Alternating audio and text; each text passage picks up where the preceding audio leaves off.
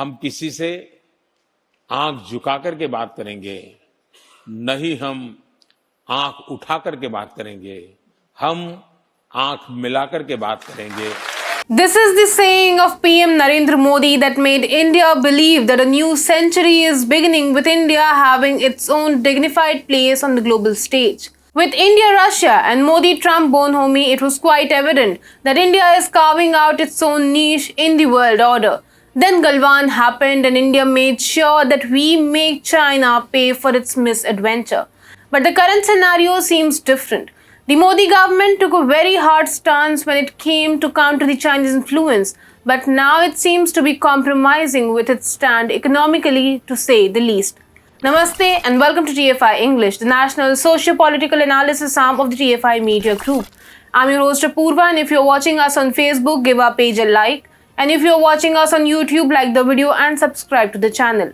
Coming back to the story in this video, let's discuss the recent clarification issued by the central government regarding the unbanning of Chinese smartphones. So let's begin. The Modi government has been on a war footing when it came to countering the Chinese influence.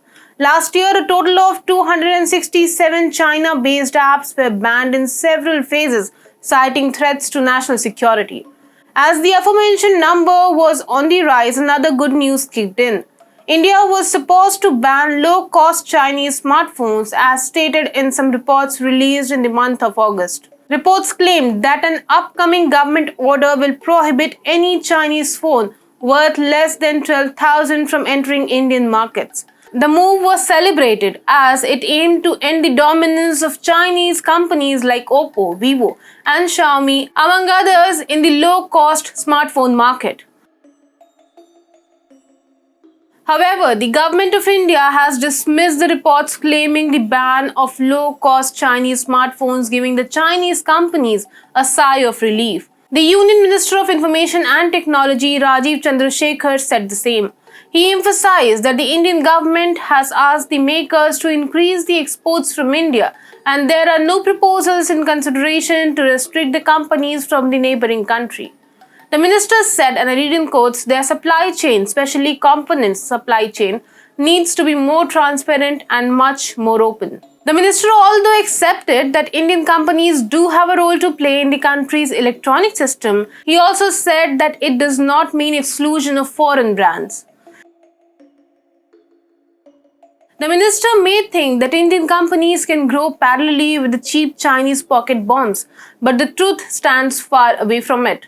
At present, nearly 70% of India's smartphone market is dominated by Chinese players.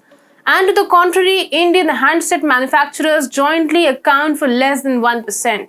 It may come to you as a surprise, but that is a fact. Any one of us going to a mobile shop will end up buying an Oppo, Vivo, Xiaomi or a Realme handset. Whereas homegrown brands like Micromax, Intex, Lava and Carbon have been literally kicked out from the market by these Chinese companies. But how did it happen? The cheap Chinese smartphones are a product of cheap labor due to incessant exploitation of the workers by the CCP, the Chinese Communist Party. The Chinese government also subsidizes its local companies to lower the cost of export and to destroy the indigenous markets of the destination countries. As a result, the final cost comes down and thus cheap, low-quality phones are produced. They are loaded with multiple features like camera module, finger sensor, high-definition screens, among others. However, they are any day extremely less reliable. Chinese phones are pocket bombs which can explode any time. The Indian players, busy maintaining the quality, could not stand the fierce competition, thus facing an exit from the market. To add on, the Chinese handsets are a danger to personal data of Indian users as their low prices are enabled by bloatware, which is a system of pre-installed apps on a smartphone. If you purchase such a mobile handset, you cannot uninstall or even disable such pre-installed apps without compromising the functionality of your smartphone or exposing it to security risks. One of the reasons of the low cost of Chinese smartphones is that they are infested with adware too. They recover their losses by showing excessive and unnecessary ads to their customers in their phone's interface UI.